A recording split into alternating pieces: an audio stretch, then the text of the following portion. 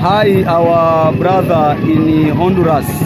I greet you in the name of Jesus Christ.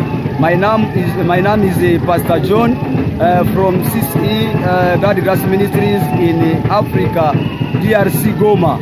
I say thank you for all you do for us.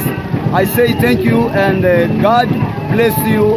Amen. I want to show you our church and our program. So I will going to show you. Thank you.